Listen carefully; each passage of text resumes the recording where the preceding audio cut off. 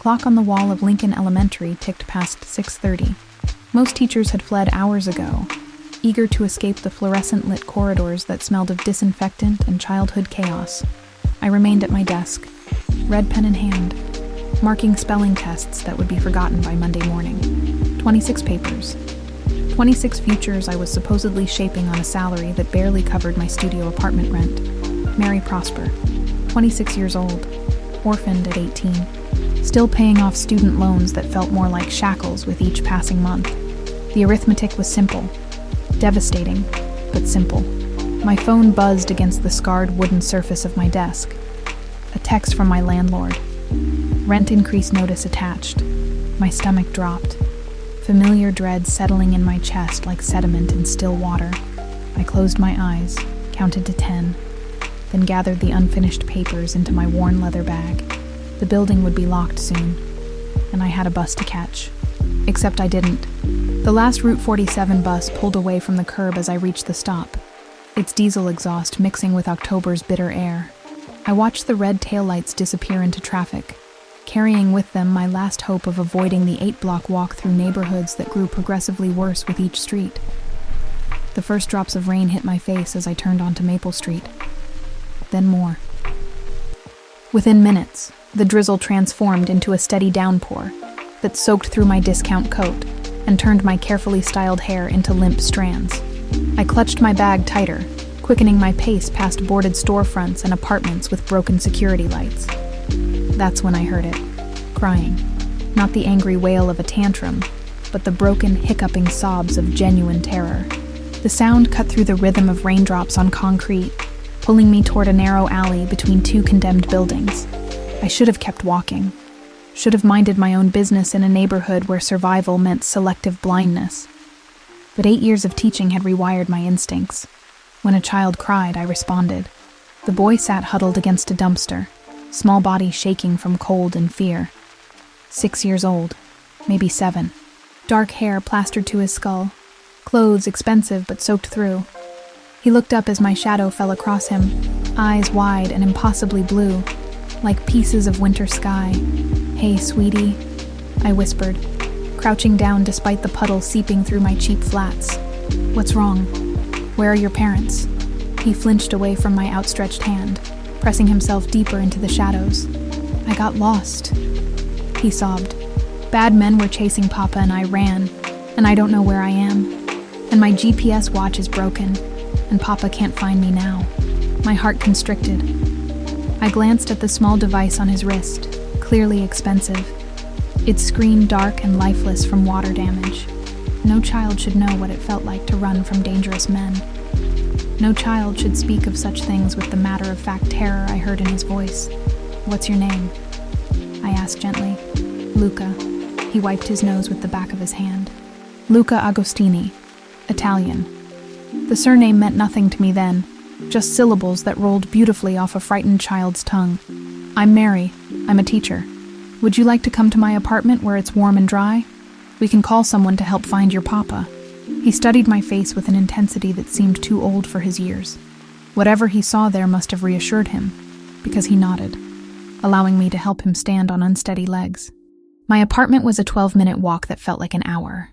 Luca stayed close, his small hand gripping mine with surprising strength.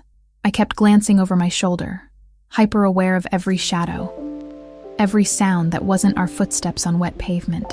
His fear was contagious, settling into my bones like winter cold. The building's lobby smelled of mildew and old cigarettes, but it was warm. Luca's shivering intensified as we climbed the 3 flights to my floor, his body finally registering safety enough to acknowledge how cold he'd become. Inside my tiny studio, I cranked the ancient radiator and found him dry clothes. A oversized sweater that hung past his knees, sweatpants that needed rolling up multiple times. He looked fragile in the oversized garments, like a little ghost haunting my space. "Are you hungry?" I asked, already moving toward my cupboards. He nodded, settling onto my second-hand couch with careful precision. I heated canned soup on my single burner, while he examined my apartment with curious eyes. Books everywhere, stacked on surfaces and filling improvised shelves made from milk crates. Student artwork taped to walls. A life that was humble, but full of small beauties. "You really are a teacher," he said, pointing to a photo of my second-grade class from last year. "I really am." I handed him a mug of tomato soup, watching him wrap small fingers around the ceramic for warmth. "Now, about calling someone. Do you know your papa's phone number?" His face crumpled. "I can't call the police. Papa said bad men might be listening. They were trying to hurt him today, and I got scared and ran." His voice broke on the last word. I set down my own mug, processing this information. What kind of life was this child living? What kind of danger was his father involved in that police couldn't be trusted? "Okay," I said slowly. "No police tonight. But your papa must be worried sick. Is there anyone else we could call?"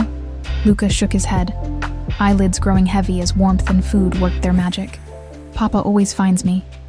The watch tells him where I am, but it's broken now." He touched the useless device sadly. "Then we'll wait," I decided. "If your papa is as good at finding you as you say, maybe he'll figure out where you are." I tucked him under my grandmother's quilt, the only valuable thing I owned. He was asleep within minutes, chest rising and falling with the even rhythm of exhausted childhood. I watched him for a while. This beautiful, mysterious boy who'd stumbled into my ordinary life, carrying secrets too heavy for his small shoulders. Outside, night deepened. I graded papers at my kitchen table, glancing periodically at my sleeping houseguest. Around midnight, I noticed the cars. Black sedans, expensive and gleaming despite the persistent drizzle. They appeared silently, taking positions around my building like chess pieces claiming territory. No one got out. Engines remained running, exhaust visible in the cold air. I backed away from the window, pulse quickening. This couldn't be coincidence. Somehow, impossibly, they'd found us. I checked the locks on my door, then checked them again. The deadbolt that had always seemed adequate now felt flimsy as paper. Luca slept on, oblivious to the danger gathering outside like storm clouds. I made coffee with shaking hands, knowing sleep wouldn't come. Whatever world this child belonged to was closing in around my tiny apartment, and I had no idea what dawn would bring. The cars waited, patient as predators. And I waited too, guardian to a boy whose father commanded enough power to mobilize an army in the middle of the night. A father who might be savior or monster, or something more complicated than either. Morning would bring answers I wasn't sure I was ready to hear. The knock came at 7:15, sharp and authoritative.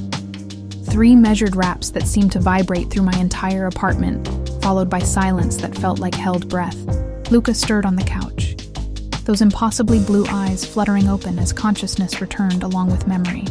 "Papa," he whispered, hope and uncertainty warring in his small voice. I pressed my finger to my lips, motioning for him to stay quiet. Through the peephole, I saw 2 men in expensive suits standing in my hallway.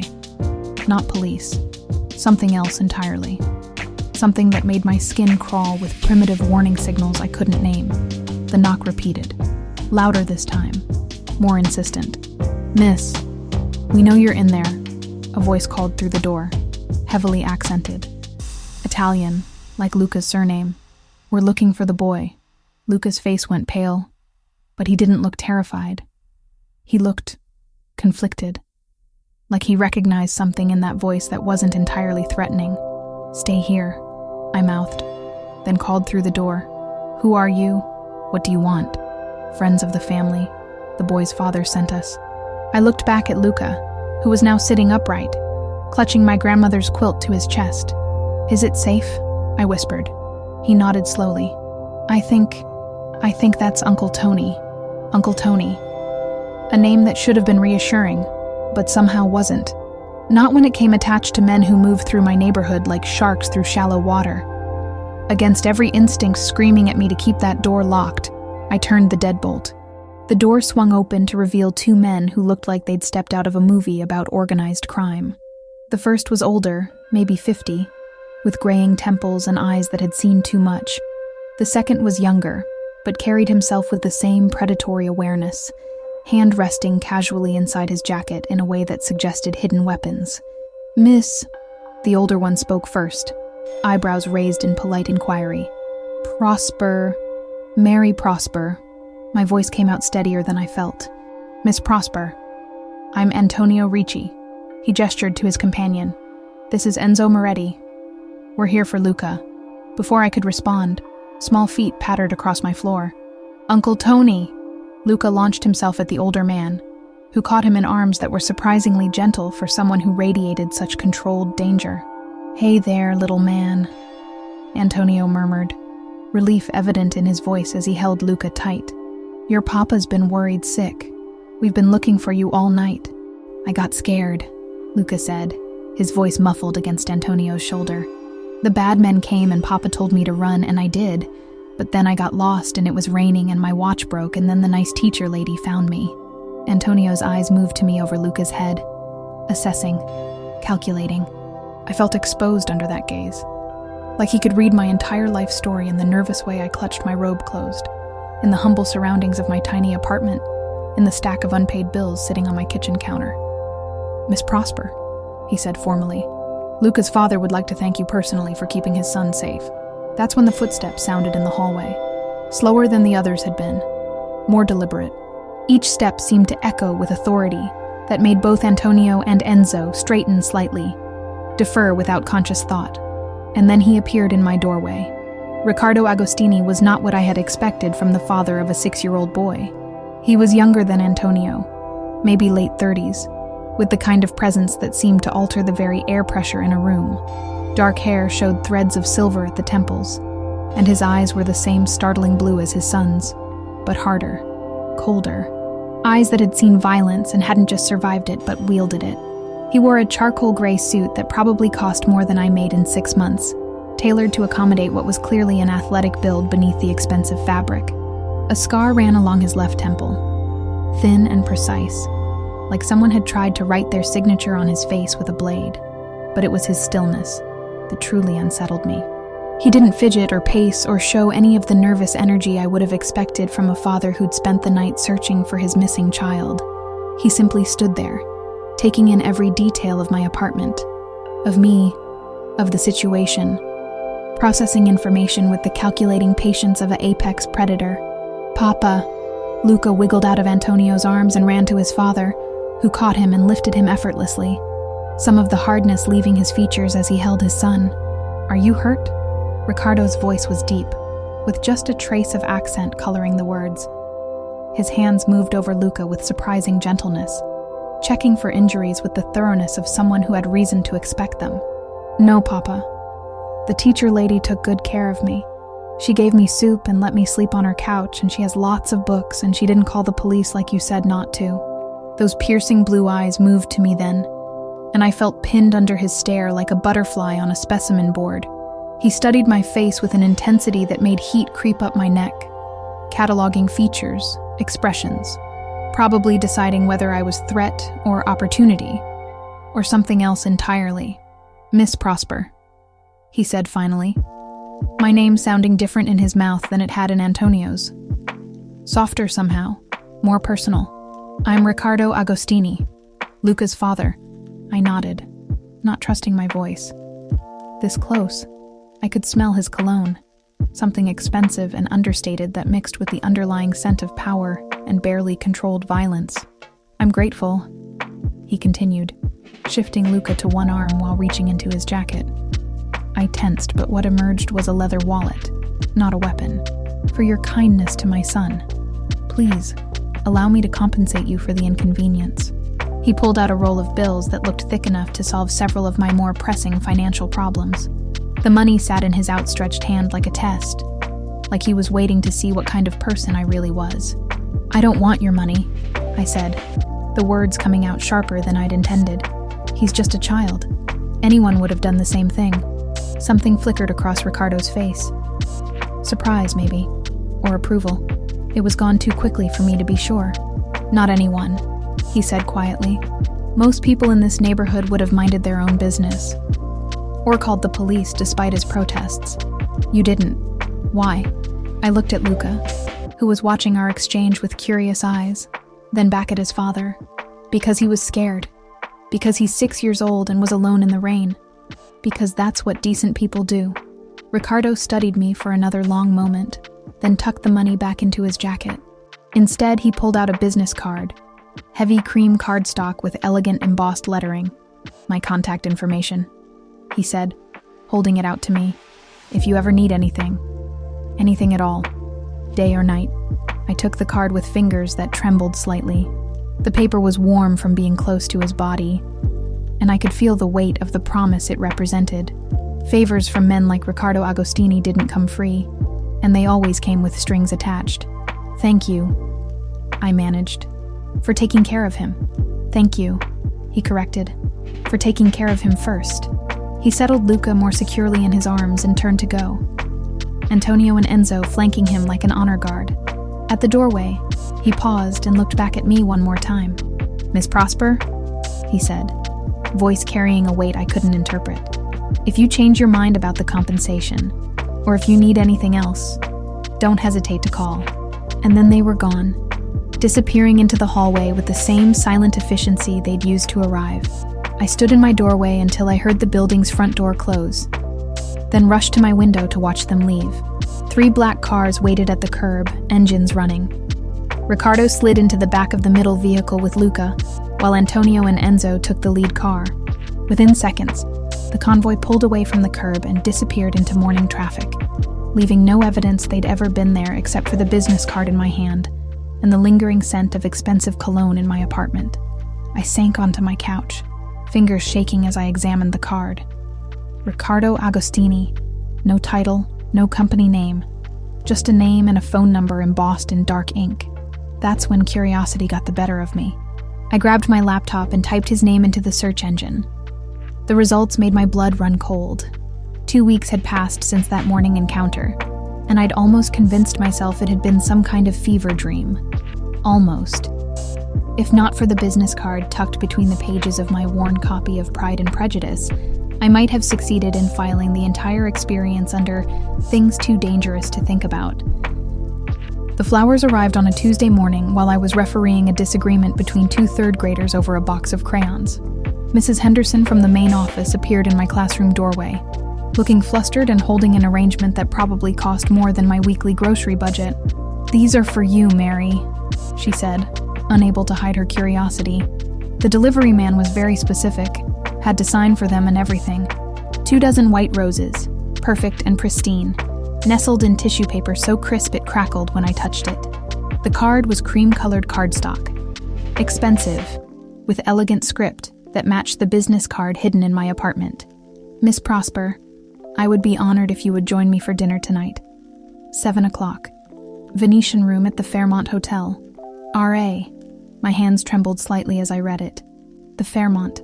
I'd walked past that hotel countless times on my way to my second job at the campus bookstore, but I'd never imagined actually setting foot inside. Places like that were for people who lived in different worlds than mine. People like Riccardo Agostini. Secret admirer? Mrs. Henderson's voice was carefully casual, but her eyes were bright with gossip-hungry interest. "Something like that," I murmured, tucking the card into my pocket. I should have thrown the flowers away. Should have ignored the invitation entirely. Should have done a dozen things that would have kept me safe in my small, predictable life. Instead, I found myself standing in front of my closet that evening, staring at clothes that suddenly seemed shabby and inadequate. The only dress I owned that didn't scream struggling teacher was a simple black number I'd bought for my college graduation 3 years ago. It was elegant in its simplicity, but I'd lost weight since then from too many meals of ramen noodles and peanut butter sandwiches, and it hung on me like it belonged to someone else. I was still debating whether to go when my phone buzzed with a text from an unknown number. "The school board is considering significant budget cuts to Lincoln Elementary. Thought you should know. R.A." My blood chilled. Budget cuts meant layoffs. Layoffs meant losing the job I could barely afford to keep, but absolutely couldn't afford to lose. How did he know about school board meetings? How did he know anything about my professional life? A second text followed immediately. Dinner might present opportunities to discuss alternatives. It wasn't exactly a threat. It wasn't exactly blackmail. It was something more subtle and infinitely more dangerous. It was Riccardo Agostini letting me know that he had information I needed, influence I couldn't access on my own, and the power to make my problems disappear if I played along. I put on the black dress, The Fairmont Hotel was everything I'd imagined from the outside and more. Crystal chandeliers cast warm light over marble floors so polished they looked like mirrors. Men in expensive suits escorted women dripping in jewelry, their laughter echoing off high ceilings decorated with gold leaf that probably cost more than my annual salary.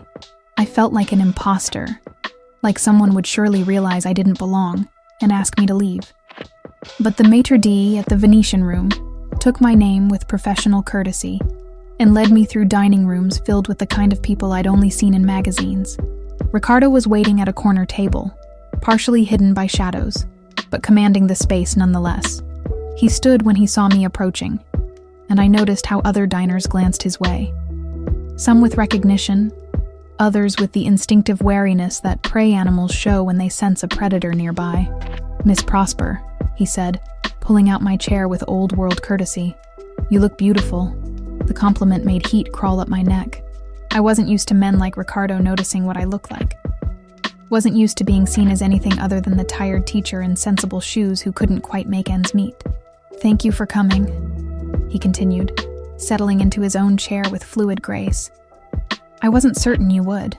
Your text was persuasive," I replied, accepting the wine menu from a server who appeared and disappeared with practiced invisibility. Ricardo's smile was slight, acknowledging the game we were playing without quite admitting to it. "You're direct. I appreciate that quality." The dinner that followed was unlike anything I'd experienced. Ricardo ordered for both of us in fluent Italian, choosing dishes I'd never heard of, wines that probably cost more than my monthly rent. But it wasn't the luxury that unsettled me. It was the conversation. He knew things about my degree in elementary education with a minor in child psychology, about my parents' accident 8 years ago and the medical bills that had consumed the small inheritance they'd left, about my student loans and second job and the scholarship I'd earned to Boston University, about the commendation I'd received last year for my work with at-risk children. "You've done research," I said, setting down my fork with deliberate precision. "I'm thorough about people who matter to me." "Why would I matter to you? I helped your son. That doesn't make me important." Ricardo leaned back in his chair, studying me with those unsettling blue eyes. "You're intelligent, educated, and kind. You have integrity in a world where that's increasingly rare. You chose to help a frightened child when you could have walked away.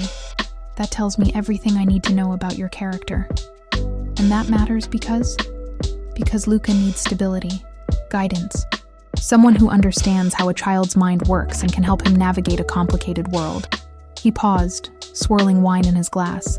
His mother died 3 years ago. Since then, he's been surrounded by bodyguards and housekeepers, people who care for his physical needs, but don't understand his emotional ones. The pain in his voice when he mentioned his wife was carefully controlled, but unmistakable. This was a man who'd loved deeply and lost catastrophically, who carried that grief like a scar that never quite healed. "I'm sorry for your loss," I said quietly. Elena was light in a dark world.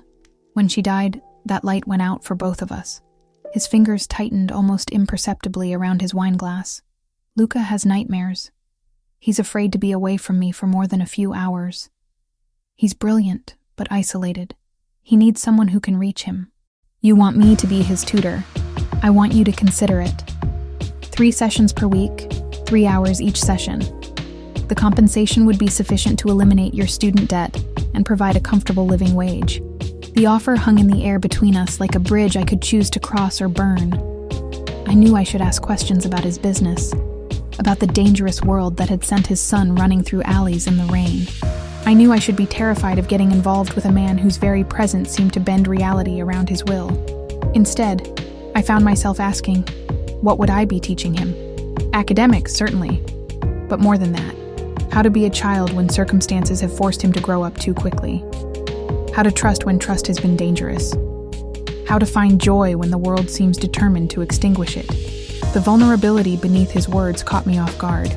This wasn't the controlled, calculating man who commanded rooms full of dangerous men. This was a father struggling to protect his son from shadows that never quite disappeared. "The school board meeting," I said, deflecting from emotions that felt too intimate for public spaces. "How did you know?" "I have interests in many areas of the city, education being one of them." His smile held secrets I couldn't begin to guess.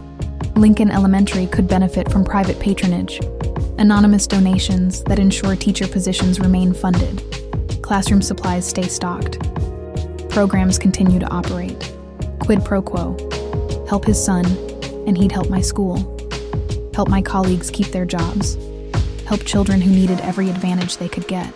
This feels like coercion, I said, though the word lacked conviction. This feels like mutual benefit, he countered. I'm offering you an opportunity to do what you love while being compensated fairly for your expertise. What's coercive about that? We both knew it was more complicated than he made it sound.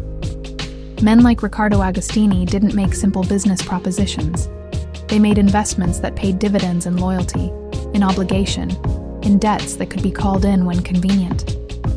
But as I sat across from him in that elegant dining room, watching candlelight play across features that seemed carved from marble and shadow, I realized I was already lost. Not because of his power, or his money, or his threats, but because of the way his voice broke when he spoke about his son, because of the loneliness I recognized in his carefully controlled expression, because of the way he looked at me like I was something precious rather than something expendable. 3 months, I heard myself saying. Trial period. If it's not working for any of us, I walk away. No questions asked. Ricardo's smile was slow, satisfied, like he'd known what my answer would be before I'd spoken. 3 months, he agreed, raising his glass in a mock toast. To new beginnings. I touched my glass to his, sealing an agreement that felt more like a pact with forces I couldn't begin to understand. As he drove me home in a car that purred like a contented cat, I caught him watching me in the rearview mirror with an intensity that made my skin tingle with awareness I had no business feeling. Mary, he said as we pulled up to my building, my name sounding different in his mouth than it had 2 weeks ago. More intimate, more possessive. Yes, you're different from the others. I didn't ask what others he meant. Didn't want to know about the women who'd come before me, who'd sat in that same passenger seat and listened to promises that may or may not have been kept. Instead, I got out of the car and walked to my building without looking back, though I felt his eyes on me until I disappeared through the front door. 3 weeks into my arrangement with Ricardo, I'd grown accustomed to the rituals of entering his world. The drive through progressively wealthier neighborhoods, until Boston's gritty urban landscape gave way to manicured estates hidden behind iron gates and old money discretion. The moment of hesitation at the entrance to the Agostini compound, where cameras tracked my approach and invisible security systems processed my credentials. The transformation from Mary Prosper, struggling public school teacher, to Mary Prosper, private tutor to the heir of a criminal empire. The mansion itself still took my breath away. Colonial architecture softened by careful landscaping, windows that caught afternoon light and turned it into something precious. It looked like the kind of place where senators' wives hosted charity luncheons, not where mob bosses planned territorial disputes. Perhaps that was intentional. Luca always met me in the foyer, eager and bright-eyed, chattering about books he'd read or questions he'd thought of since our last session. In those moments, I could almost forget the armed men stationed discreetly throughout the property, the armored vehicles in the garage, the weight of secrets that hung in the air like expensive cologne. Today, he dragged me toward the library with particular enthusiasm, a leather-bound volume clutched in his small hands. Miss Mary, look what I found. It's about psychology, like what you studied. Papa said you might want to see it. The book was Jung's work on child development, first edition, probably worth more than my car. I accepted it with the reverence such a treasure deserved, running my fingers over gilded pages that contained wisdom I'd only encountered in photocopied excerpts during graduate school. Your papa has excellent taste in books, I said, settling into the window seat that had become our usual spot for lessons. He has lots of books about thinking and feelings. Says it's important to understand how people work. Luca climbed up beside me, unconsciously mimicking my posture. Are we going to talk about thinking today? We're going to practice math, remember? But understanding how people think is always useful. As we worked through multiplication tables, I found myself listening to voices drifting from other parts of the house. Men speaking in rapid Italian, their tones urgent, but controlled. Occasionally, I caught fragments in English, references to shipments, territories, arrangements that needed to be made, nothing specific enough to be truly incriminating, but sufficient to remind me that this beautiful home was the headquarters of operations I preferred not to examine too closely. "Miss Mary?" Luca's voice pulled me back to the present. "Why do you look worried sometimes when Papa's friends visit?" The question caught me off guard. Children were more perceptive than adults often realized, especially children who'd been forced to develop survival instincts early.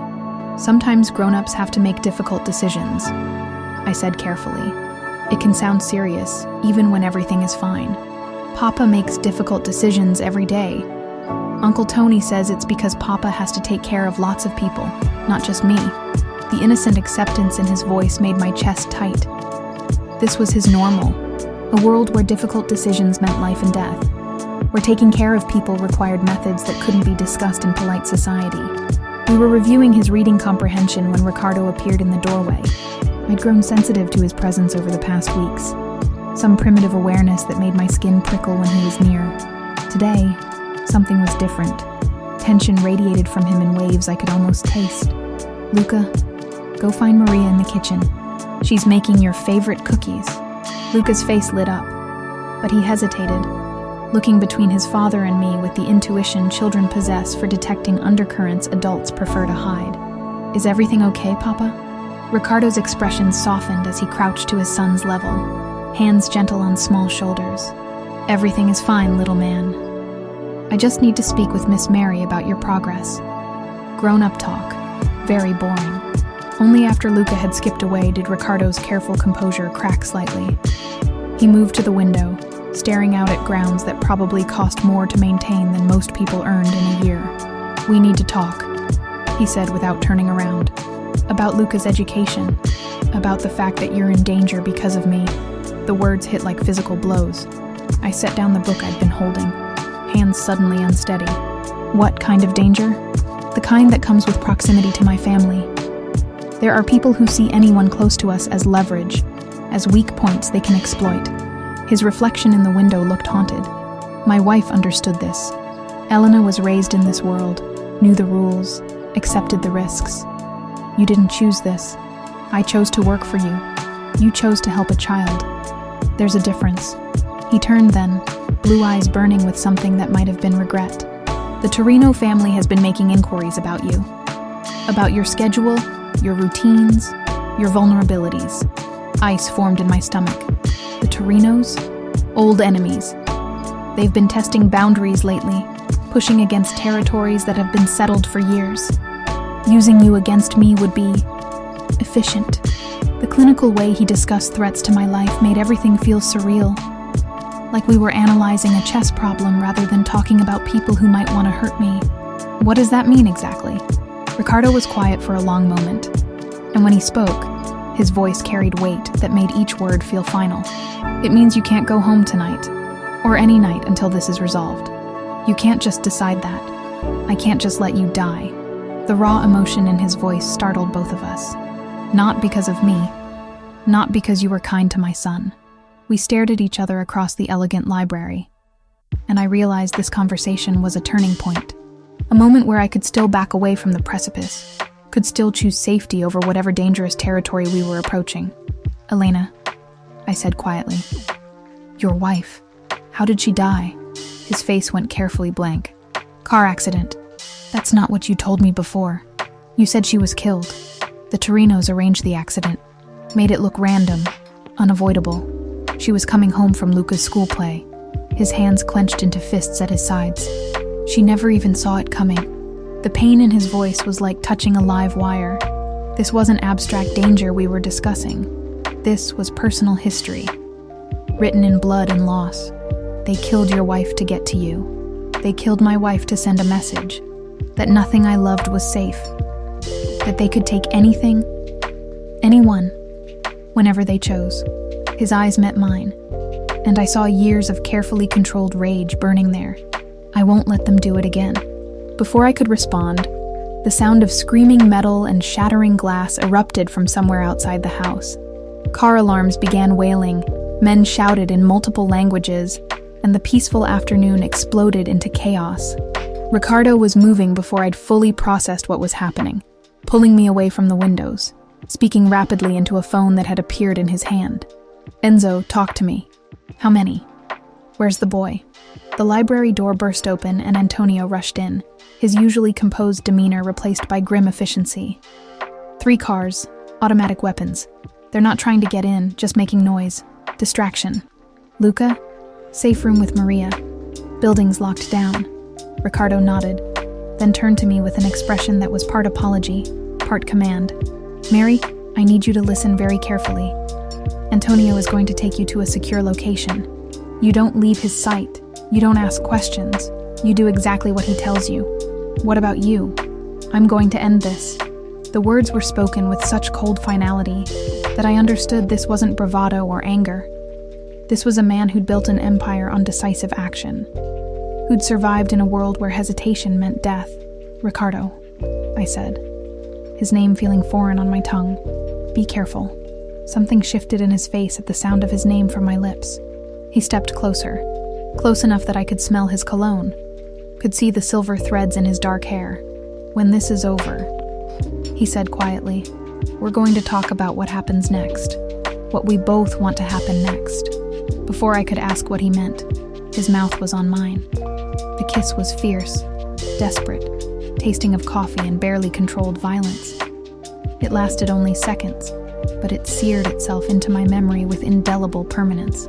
Then Antonio was pulling me toward a hidden panel in the library wall, and Ricardo was striding toward whatever confrontation awaited him, and I was falling through a trapdoor into a world where normal rules no longer applied. As we descended into what appeared to be a sophisticated bunker system beneath the mansion, I touched my lips where I could still taste him, where I could still feel the weight of a promise that might have been goodbye. Above us, the sounds of conflict grew more distant, muffled by steel and concrete, and the weight of choices that could never be undone. In the darkness, I finally understood that I was no longer Mary Prosper, elementary school teacher who happened to know a dangerous man.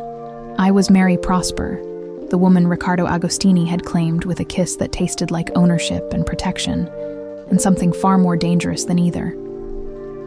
The safe house was a testament to paranoid luxury. Situated in Beacon Hill behind ivy-covered walls that looked historical but concealed state-of-the-art security systems, it felt like stepping into a museum where someone happened to live. Persian rugs over hardwood floors that gleamed like mirrors, artwork that belonged in galleries, furniture that whispered of old money and older secrets.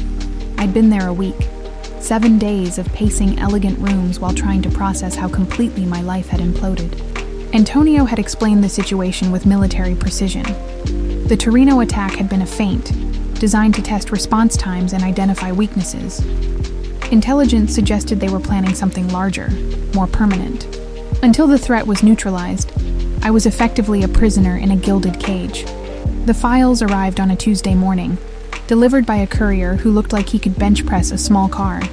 Antonio accepted them with grim efficiency, his face growing darker as he scanned the contents. "Miss Prosper," he said, settling across from me in the sitting room, "we need to discuss your parents."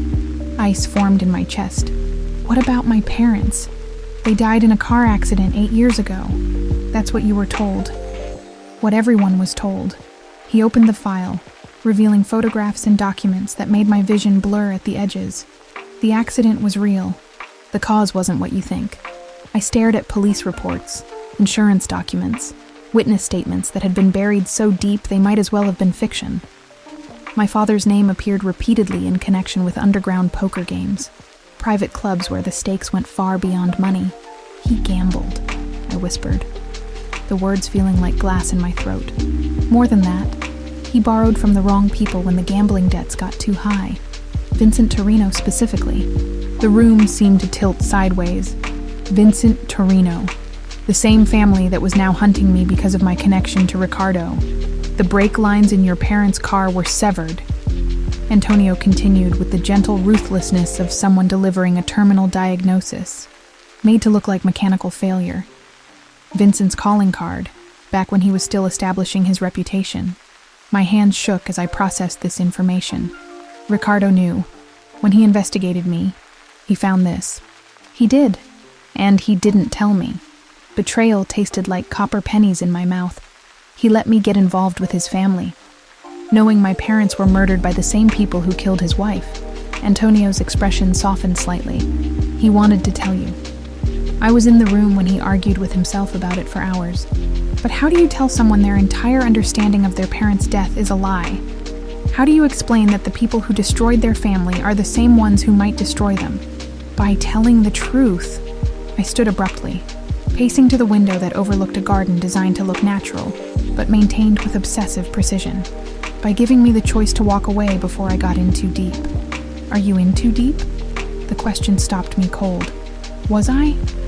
A month ago, I would have said no. I was just a tutor, a temporary arrangement, easily severed when the contract expired. But somewhere between learning Luca's favorite books and watching Ricardo's face soften when he looked at his son, between understanding the loneliness that drove his choices and feeling his mouth claim mine with desperate hunger, the answer had changed. Yes, I admitted quietly. I'm in too deep. My phone buzzed against the coffee table, Ricardo's name lighting up the screen. I'd been avoiding his calls for 2 days, ever since Antonio had delivered his bombshell. Now, seeing his name, I felt the familiar tug of attraction warring with newly awakened fury. I answered on the 4th ring. What do you want, Ricardo? To see you. To explain. His voice carried exhaustion I'd never heard before. Rough edges that spoke of sleepless nights and complicated decisions. Antonio told me about the conversation. Antonio told you I found out you've been lying to me since the day we met. I wasn't lying. I was protecting you from information that couldn't change what happened but could destroy what we're building. We're not building anything. I'm a tutor you hired. That's all. Silence stretched between us, heavy with unspoken truths. If that's all this is, he said finally, then why haven't you terminated the contract? Why are you still in my safe house instead of demanding to go home? Because home felt like a foreign concept now. Because my tiny apartment seemed impossibly small after weeks of living in his world. Because somewhere in the elegant rooms and dangerous conversations, I'd stopped being a visitor and started being something else entirely. I want to see Luca, I said instead of answering his question. Come home then. Home. The word hit like a physical blow. When had I started thinking of his mansion as home? I can't trust you. Then trust this. I need you. Not just for Luca, though he asks about you every day. I need you in ways I'm not sure I understand yet. Ways that have nothing to do with tutoring and everything to do with the fact that you make me remember what it feels like to want something beyond survival. The raw honesty in his voice made my chest tight. This wasn't the controlled, calculating man who commanded rooms full of dangerous people. This was someone stripped bare by circumstances he couldn't manipulate or intimidate into compliance. Ricardo, I'm coming to get you. Don't. I need time to think. You've had a week to think. Time to decide if you can forgive me for trying to protect you from truths that would only cause pain. Time to decide if what's between us is worth fighting for. The line went dead, leaving me staring at my phone and wondering when my feelings had become so tangled with his that separating them felt impossible. 40 minutes later, I heard the rumble of engines outside the safe house. Through the curtains, I watched Ricardo emerge from a black sedan, flanked by 2 men I didn't recognize. He wore a navy suit that hugged his frame like armor, but his face showed strain that no amount of expensive tailoring could hide. Antonio let him in without ceremony, the 2 men exchanging looks that carried years of shared history and unspoken understanding. Leave us, Ricardo said quietly, his eyes finding mine across the room. When we were alone, he didn't approach immediately.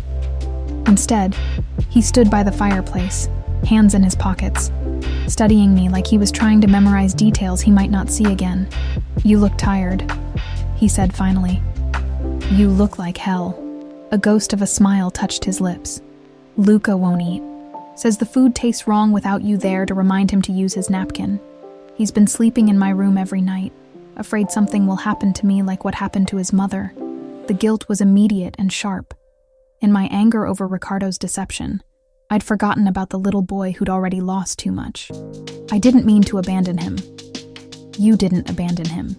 You did exactly what any rational person would do when they discovered they'd been manipulated by someone they trusted. Have I been?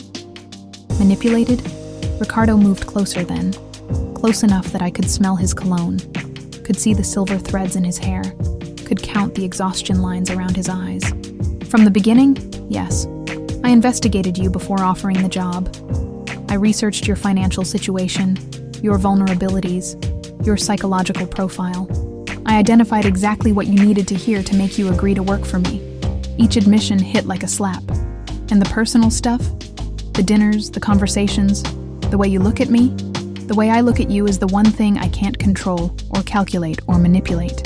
His hand rose to touch my face, fingers tracing the line of my cheek with reverent gentleness. Everything else was strategy. That is something else entirely. What is it? Dangerous. Inconvenient. Possibly the stupidest thing I've ever allowed myself to feel. His thumb brushed across my lower lip, and I felt my resolve wavering like smoke in wind. It's also the only real thing in my life besides my son. Before I could respond, his mouth was on mine. And this kiss was different from the desperate claiming in his library. This was persuasion, seduction, a slow burn that made my knees weak and my principles negotiable. When we broke apart, I was breathing hard, my hands fisted in his shirt like I was drowning, and he was the only solid thing in a world gone liquid. "Come home," he whispered against my lips. "Come home and help me keep Lucas safe. Help me figure out what this is between us. Help me be something other than what this world made me." I wanted to say yes. Wanted to fall into his arms and let him carry me back to his mansion where danger and luxury intertwined like lovers. But trust, once broken, doesn't heal quickly. "I need guarantees," I said. "No more lies. No more manipulation.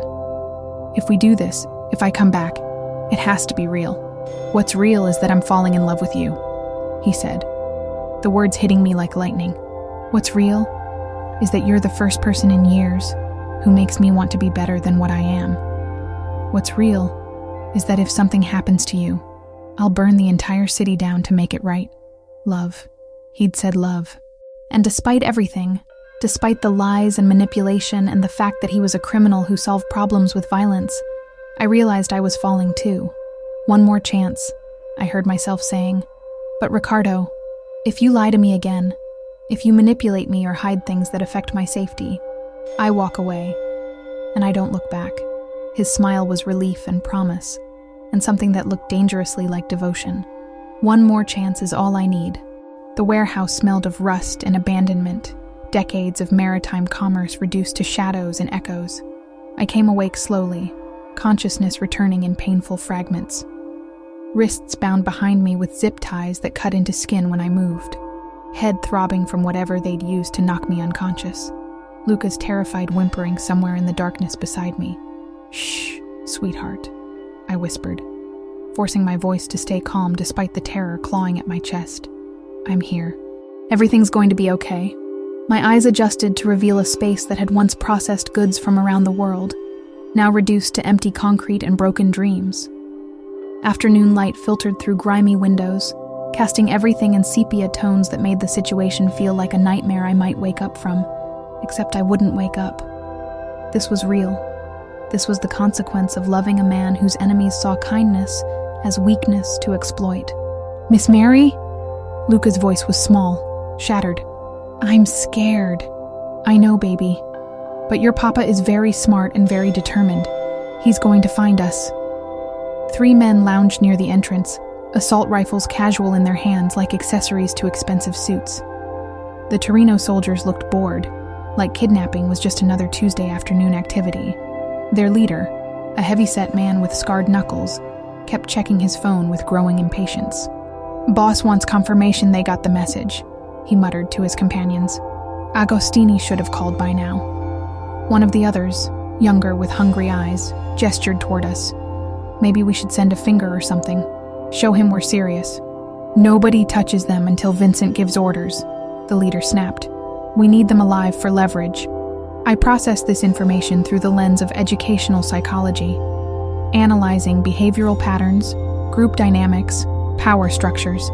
These men weren't professional killers driven by ideology or personal vendetta. They were employees following directives, susceptible to confusion, misdirection, doubt. During my 2 months with Ricardo's family, I'd absorbed more than academic tutoring. I'd observed how Antonio managed subordinates through carefully calibrated authority, how Ricardo commanded loyalty through strategic mixture of fear and respect, how family meetings operated like corporate boardrooms where the wrong answer could be fatal. "Luca," I whispered, pitching my voice below their conversation range. "Remember the game we played with Morse code patterns? When you tap your foot against mine, count to 3, then tap twice more. Keep doing that rhythm." His small foot found mine, and I felt the tentative pressure. 1, 2, 3, tap, tap. 1, 2, 3, tap, tap. Meanwhile, I began working on the psychological components of our situation. These men expected us to be helpless victims, cowering in fear until Ricardo arrived with whatever ransom Vincent demanded. They weren't prepared for active resistance, especially not from an elementary school teacher who'd spent years managing classroom dynamics and troubled children. "Excuse me," I called out, using the firm but polite tone that commanded attention in parent conferences. "Could I get some water for the boy?" The leader looked over with mild surprise. Most kidnapping victims probably didn't make polite requests. "You're not exactly in a position to make demands, lady." "I'm not demanding. I'm asking. He's 6 years old and he's dehydrated. Surely you have children of your own." Something flickered across his face. Discomfort, maybe. Or recognition. Vincent didn't say anything about keeping the kid comfortable. Vincent Torino has a reputation for being smart, strategic. A sick child reduces leverage. A healthy child demonstrates your professionalism. I was gambling on his pride, on the peculiar honor code that governed criminal enterprises. These men saw themselves as professionals, not monsters who tortured children for entertainment. The leader studied me for a long moment, then nodded to the younger man. "Get her some water. Small bottle." While he was gone, I continued Luca's Morse code lesson, feeling his small foot maintaining the rhythm against mine. The pattern wasn't random. I was teaching him to tap out SOS in Morse code, over and over, loud enough that sensitive surveillance equipment might pick up the sound through concrete and steel. Ricardo had mentioned the sophisticated tracking capabilities his security team employed. Voice recognition, heartbeat monitors, satellite thermal imaging. If they were searching methodically, they'd eventually detect pattern anomalies in audio feeds from industrial areas near the harbor. "Miss Mary," Luca whispered when the men weren't looking. "Are the bad men going to hurt Papa?" "Your Papa has been dealing with bad men his whole life, sweetheart. He knows how to stay safe." What I didn't say was that Ricardo's safety mattered less to him than ours. A man who'd lost his wife to these same enemies wouldn't hesitate to trade his life for his son's. The knowledge sat in my chest, like lead. Hours passed. The light from the windows shifted. Afternoon becoming evening, becoming night. Our captors grew restless, making phone calls that seemed to produce no satisfactory answers. Vincent, apparently, was proving difficult to reach. "Maybe he's dead," the young one suggested hopefully. "Maybe Agostini got to him first." "Shut up," the leader snapped. "Vincent doesn't die easy." But doubt was creeping into their voices, uncertainty that I could exploit. "You know," I said conversationally, "Riccardo Agostini didn't become the most powerful man in Boston by being predictable. Whatever Vincent told you to expect, whatever timeline he gave you, he was probably wrong." The leader turned to glare at me. "What's that supposed to mean?" "It means you're sitting in a warehouse with 2 hostages, no communication from your boss, and no exit strategy. It means every minute you stay here increases the chances that Ricardo's people triangulate your position." I was bluffing, mostly, but confidence was a weapon I'd learned to wield in classrooms full of skeptical adolescents. Project certainty, and people believe you know something they don't. "Lady, you don't know what you're talking about. I know that scared men make stupid decisions. I know that Vincent Torino has a reputation for abandoning subordinates when operations go sideways. I know that Ricardo pays better than your current employer." The younger man looked interested despite himself. "How much better?" "Shut up, Tony," the leader warned. But the seed was planted. Doubt, once introduced, grew like cancer in criminal organizations built on fear and greed. Around midnight, everything changed. The building's power died without warning. Emergency lighting casting everything in hellish red. Luca pressed closer to me, his small body trembling with exhaustion and terror. Then I heard it. The distinctive sound of tactical boots on concrete, moving with professional precision through darkened corridors. Ricardo's people had found us. "Stay down," I whispered to Luca, using my body to shield him as much as possible. Gunfire erupted, muzzle flashes strobing through the darkness like deadly fireworks. Our captors scrambled for defensive positions, but they were outmanned and outmaneuvered by opponents who'd planned this assault with military efficiency. The battle lasted less than 3 minutes. When the shooting stopped, 2 of the Torino men were dead, and the third was bleeding from a shoulder wound, zip-tied and awaiting interrogation. Antonio emerged from the shadows first, his usually immaculate appearance disheveled, but his eyes sharp with professional satisfaction. "Miss Prosper, are you injured?" "We're okay," I managed, though my voice shook with adrenaline and relief. Then Ricardo was there, kneeling beside us, hands gentle as he checked us for injuries. In the red emergency lighting, his face looked like it had been carved from stone in fury. "Papa!" Luca threw himself into his father's arms, sobbing with the complete abandon of a child who'd been too scared to cry during captivity. Ricardo held his son with one arm, while his free hand cupped my face, thumb brushing away tears I hadn't realized I was crying. "You're safe," he whispered, and I heard years of barely controlled terror in his voice. "You're both safe." Enzo appeared with bolt cutters, freeing my wrists from the zip ties that had left angry red marks on my skin. Ricardo helped me stand, his arm around my waist, solid and warm and protective. "How did you find us?" I asked. "The Morse code," Antonio replied with something that might have been admiration. Luca's foot tapping. Our surveillance equipment picked up the SOS pattern and triangulated the source. I looked down at the little boy in his father's arms, amazed by his courage, his ability to maintain focus under circumstances that would have broken most adults. "Good job, sweetheart," I said, touching his hair gently. "You saved us both." As we left the warehouse, Ricardo's arm never left my waist, like he was afraid I might disappear if he let go. Behind us, his men cleaned up evidence with the efficiency of long practice. "Vincent?" I asked. "Won't be a problem anymore," Ricardo replied, his voice carrying finality that brooked no questions. In the car, Luca fell asleep between us, exhausted by terror and relief. Ricardo's hand found mine in the darkness, fingers intertwining with desperate strength. "Mary," he said quietly, "I can't do this anymore. Can't live with the constant fear that someone will use you against me.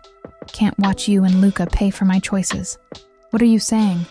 "I'm saying that loving you is the most dangerous thing I've ever done, and also the most necessary." His words hung in the air between us like a bridge I could choose to cross or burn. In the past few hours, I'd seen what his world cost, but I'd also seen what he was willing to sacrifice to protect the people he loved. "Then let's make it worth the danger," I said, squeezing his hand. When he kissed me this time, it tasted like promises and homecoming and the kind of love that builds empires from ashes. 3 months had passed since the warehouse.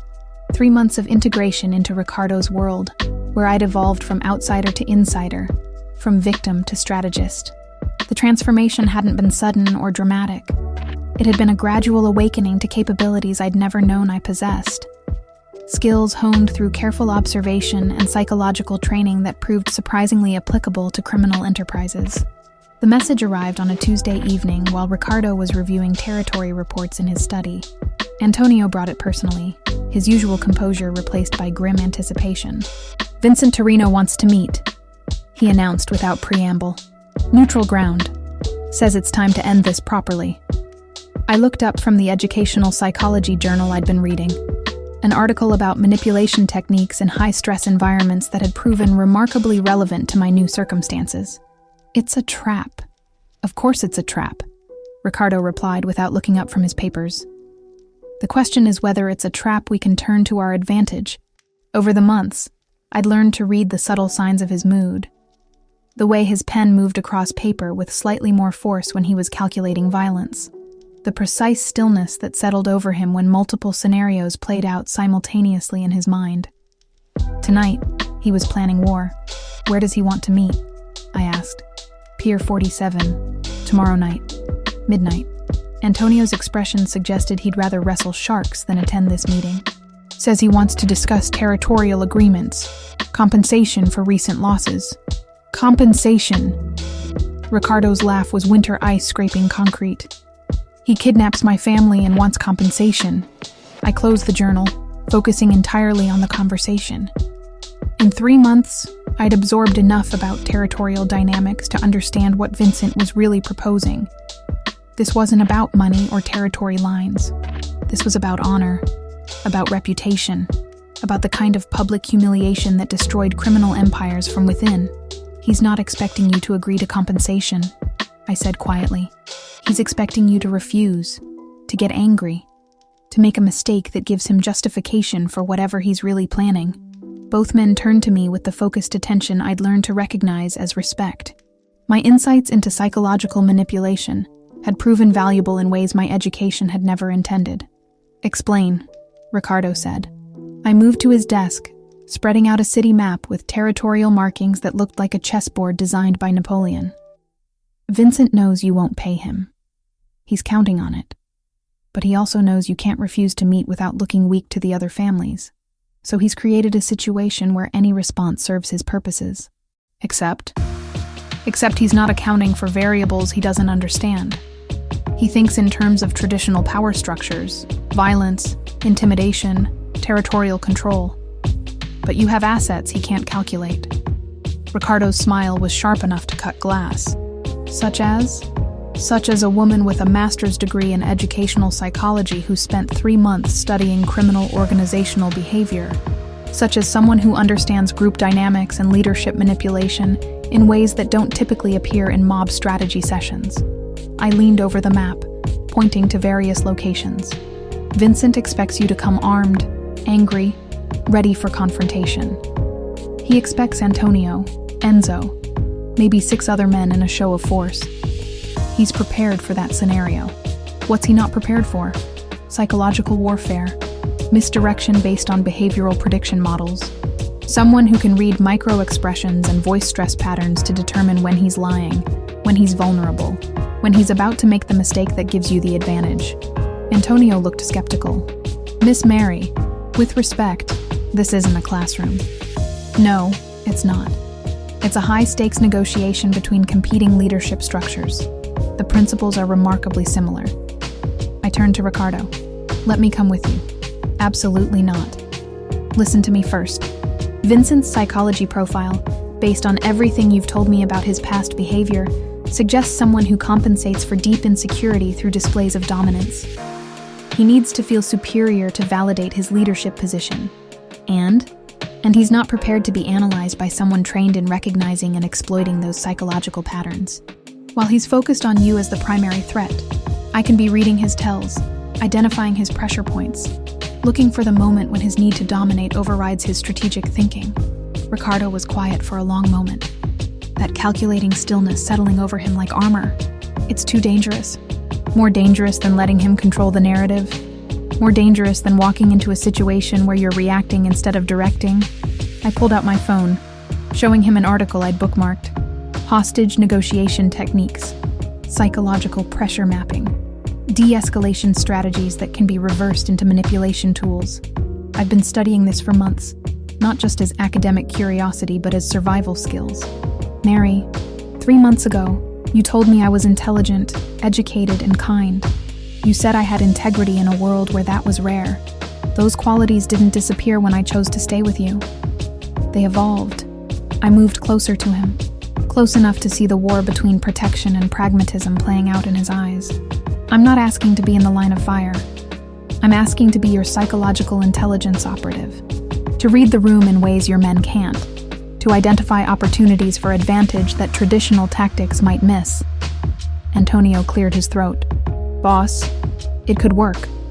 Vincent's old school. He won't see a woman as a strategic threat until it's too late. If something happens to you, Ricardo began. If something happens to you, Luca loses the only parent he has left, and I lose the man I love. We're all at risk regardless. But this way, we're at risk with better intelligence. The word love hung in the air between us.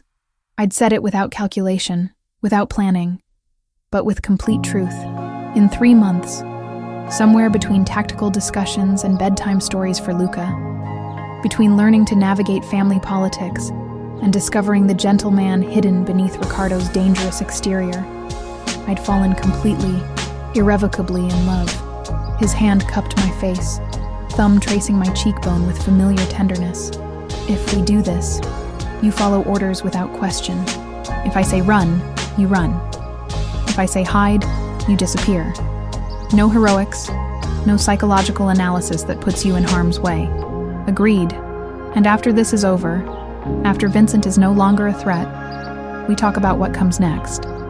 About making this official, making you family in ways that go beyond employment contracts and protection arrangements. My heart stuttered. Official? I'm asking you to marry me, Mary Prosper. Not because of convenience or strategy or any other calculated reason.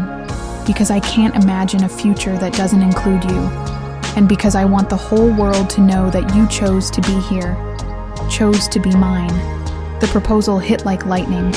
Unexpected and transformative. In the middle of planning what might be our last confrontation with Vincent Torino, Ricardo was offering me forever. Yes, I whispered, the word barely audible but carrying the weight of absolute certainty. He kissed me then, soft and reverent, like I was something precious he was afraid of breaking. All right then, he said against my lips.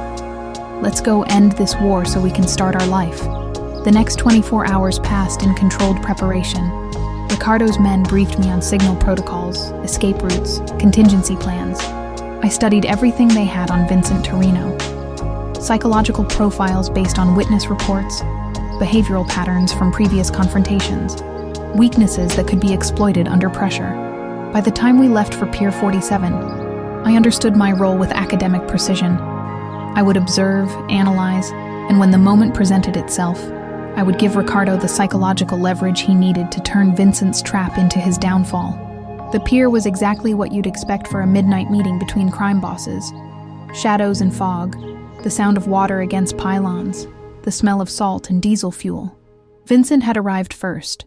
3 cars positioned strategically, men visible in the darkness like pieces on a chessboard. Remember? Ricardo said as our convoy approached. You're my secret weapon. Act like decoration until it's time to strike. I nodded, checking the small recording device hidden in my jacket. Whatever happened tonight, we'd have evidence. Vincent Torino stood at the end of the pier, silhouetted against harbor lights like a villain from Central Casting. Older than Ricardo, heavier, with the kind of face that had seen too much violence and not enough conscience. As we walked toward him, I began my psychological assessment, cataloging details that would inform my strategy.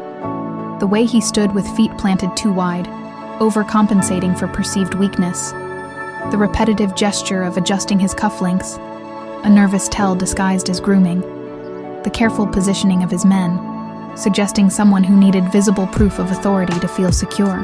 Agostini, Vincent called out as we approached. Good of you to come. And you brought your school teacher. How domestic. The dismissive tone was exactly what I'd expected. He saw me as irrelevant, ornamental, beneath strategic consideration. Perfect. Vincent, Ricardo replied with controlled neutrality. You wanted to talk. Let's talk. As the 2 men began their careful dance of negotiation and threat, I settled into observation mode, analyzing every word, every gesture, every micro-expression that revealed the psychological landscape beneath Vincent's surface confidence. And I began to plan his destruction. 18 months later, I stood in the nursery of our Beacon Hill mansion, watching afternoon light paint rainbows across walls the color of fresh cream. My hand rested on the curve of my belly, 6 months pregnant with the child who would grow up knowing nothing but love and protection, surrounded by guards who looked like businessmen, and a father who'd transformed an empire built on fear into something resembling legitimacy. The transformation hadn't happened overnight. After Vincent Torino's final miscalculation at Pier 47, when psychological pressure and strategic manipulation had led him to reveal his backup plan to eliminate Ricardo's entire family, giving us the justification and evidence needed to end the war permanently, Riccardo had begun the careful process of evolution. Mrs. Agostini? Maria's voice carried the gentle respect she'd shown me since the wedding 6 months ago. A ceremony that had been both intimate family gathering and political statement. The most powerful man in Boston choosing to share his empire with a former elementary school teacher had sent shockwaves through the criminal underworld that were still reverberating. Yes, Maria? Mr. Agostini is in his study with the architects. He asked if you could join them. I smiled, running my hand over the mahogany crib that had been crafted by artisans who probably had no idea their work would shelter the heir to a reformed criminal dynasty. Tell him I'll be right there. The study that had once been command central for territory wars and strategic violence had been transformed into something that looked more like a corporate boardroom, crossed with a gentleman's library. Maps of Boston still covered one wall, but now they showed legitimate business interests. Restaurants, hotels, real estate developments, educational foundations. Riccardo looked up as I entered, his eyes softening in the way that still made my heart stutter after all these months. At 39, power had refined him rather than corrupted him further. The dangerous edge remained, would always remain, but it was tempered now by something I'd helped him discover, the possibility of building rather than just controlling. Mary, he said, rising to pull out a chair beside his desk. Perfect timing. We're finalizing the plans for the new school. I settled beside him, studying the architectural drawings spread across polished wood. The Lincoln Elementary renovation project had been my idea, my way of ensuring that children in my old neighborhood would have access to resources their parents could never afford. Riccardo had embraced the concept with the same strategic intensity he'd once applied to territory expansion. The library wing looks beautiful, I observed, tracing the clean lines with my finger. And the psychological counseling center? Fully funded, fully staffed. Dr. Martinez has already hired 3 additional therapists specializing in childhood trauma. His hand covered mine where it rested on the drawings.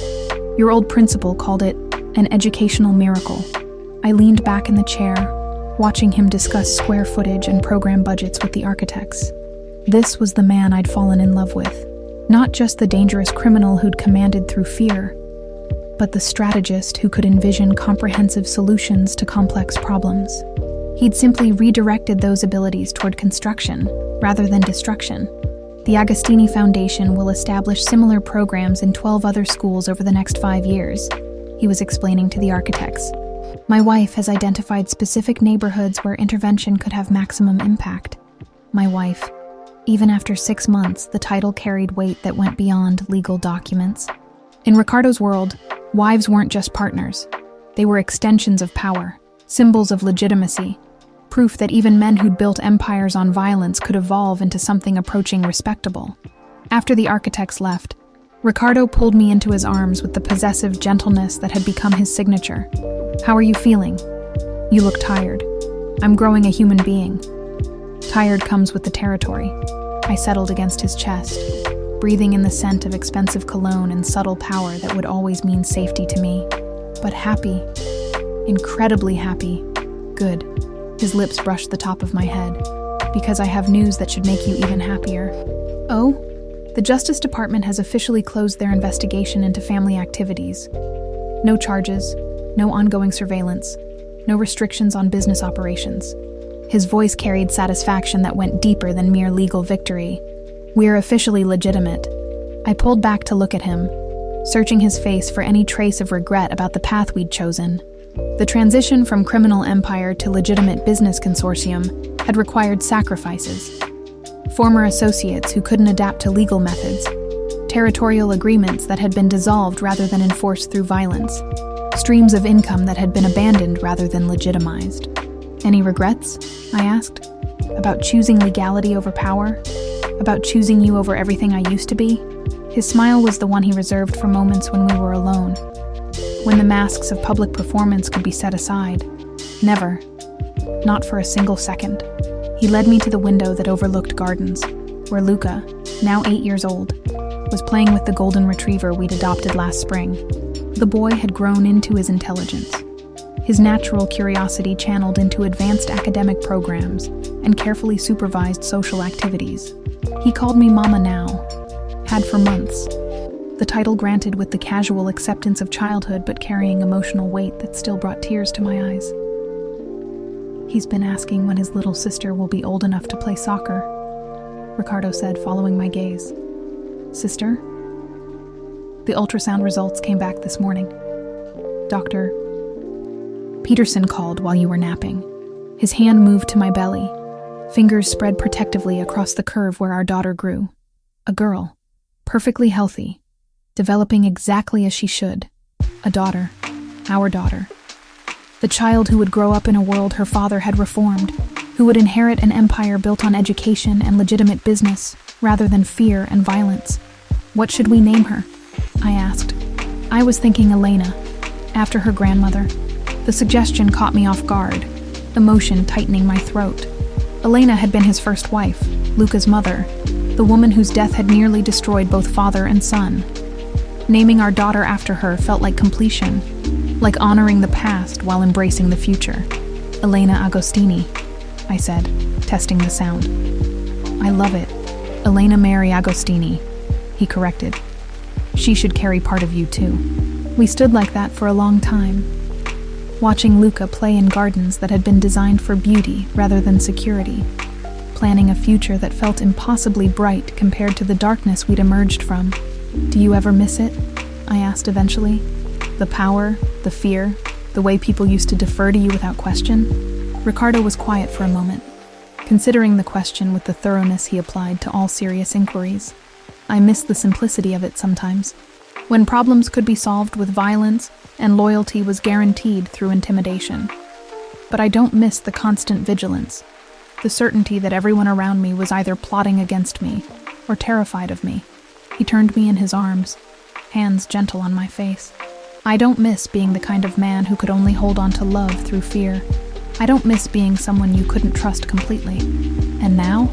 Now I'm a man who builds schools instead of burning bridges, who solves problems through negotiation instead of elimination, who can sleep peacefully because the people I love are safe, not because they're terrified, but because they choose to be here."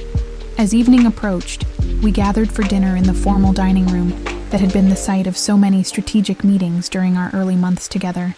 Now it hosted family meals, homework sessions, conversations about Luca's school projects, and Elena's impending arrival. "Miss Mary, Mama," Luca corrected himself with the careful precision of childhood. "Will you help me with my science presentation tomorrow?" "Of course, sweetheart. What's the topic?" "Psychological behavioral patterns in social groups. I want to talk about how people make decisions when they're part of a team versus when they're alone." Ricardo and I exchanged glances across the table. Even at 8, Luca was displaying analytical abilities that suggested he might follow his own path into the complex world of human behavior and social dynamics. "That sounds fascinating," I said. "We'll work on it after dinner."